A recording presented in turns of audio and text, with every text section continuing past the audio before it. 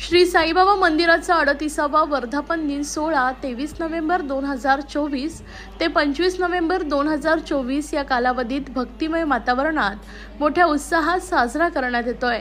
या 3 दिवसांच्या कार्यक्रमांमध्ये ठाण्यासह आसपासच्या भागातील शेकडो भक्तांनी सहभाग नोंदवून श्रद्धा आणि भक्तीचं दर्शन घडवलंय। कार्यक्रमाची सुरुवात शनिवारी सकाळी 4:30 वाजता काकड आरती, साईबाबांच्या मूर्तीला अभिषेक, आरती तसेच 7:30 वाजता श्री दत्तयाग यज्ञाची सुरुवात झाली आहे। भक्तांनी मोठ्या संख्येने हजेरी लावून या पवित्र यज्ञामध्ये सहभाग घेतला। यानंतर लाडू प्रसाद वाटप करण्यात आलाय, ज्यामध्ये भक्तांनी आनंदाने याचा लाभ घेतलाय। सकाळी 9:30 वाजता झालेल्या गायन, भजन आणि कीर्तन कार्यक्रमांनी वातावरण भक्तिरसात न्हाऊन निघालंय।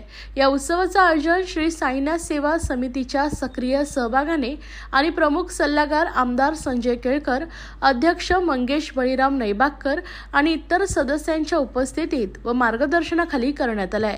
या सदर उत्सवाला साई भक्तांनी जास्तीत जास्त मोठ्या संख्येने दर्शन व लाडू प्रसादाचा लाभ घ्यावा असं आवाहन श्री साईनाथ सेवा समितीचे अध्यक्ष मंगेश नैबागकर यांनी केलं आहे।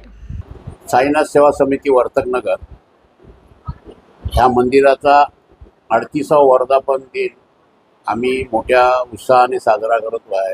ह्या मंदिराचे संस्थापक अध्यक्ष कैलासवासी बळीराम वासुदेव नैबागकर यांच्या स्मृतीला अभिवादन करून आम्ही हा उत्सव आज सकाळी पहाटे 5 वाजल्यापासून बाबांचं मंगल स्नान, पूजा अर्चा, आता दत्तयाग चालू आहे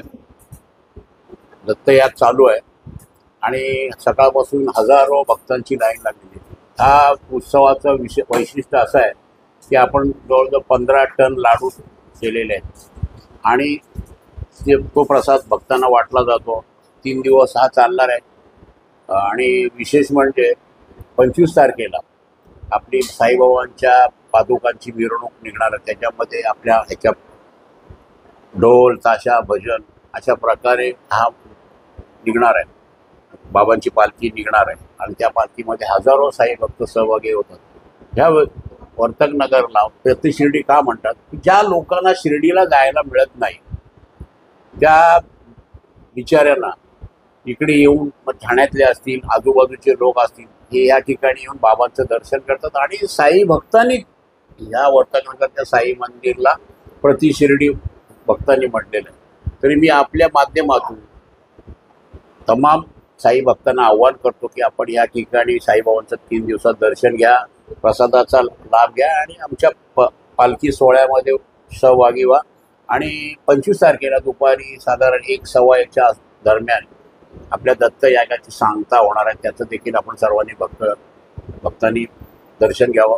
रोज महाप्रसाद पण चालू आहे आणि त्याचा पण हजारो लोक त्याचा लाभ घेत आहेत। तरी ह्या सर्व उत्सवामध्ये आमचे आता नवीन अध्यक्ष मंगेश नैबागकर आहेत, हे सर्व तरुण मंडळी आहेत आणि ह्या तरुण मंडळींनी आता आपल्या पद्धतीने भाईंचे चिरंजीव आहेत ते चांगल्या प्रकारे ह्या ठिकाणी काम त्यांचं चालू आहे आणि ह्या संस्थेच्या माध्यमातून आम्ही अनेक गरजू लोकांना मदत करतो।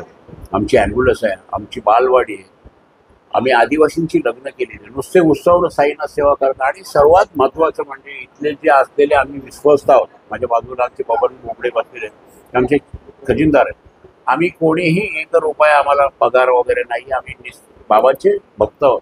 ह्या हिशोबाने या ठिकाणी काम करतो आणि आमची इच्छा आहे की जास्तीत जास्त लोक इथे आले पाहिजे। आमच्या संस्थेमार्फत लोकांना चांगला फायदा, त्याच्या औषधं पण कॅन्सर पेशंटला देखील आम्ही मदत करतो।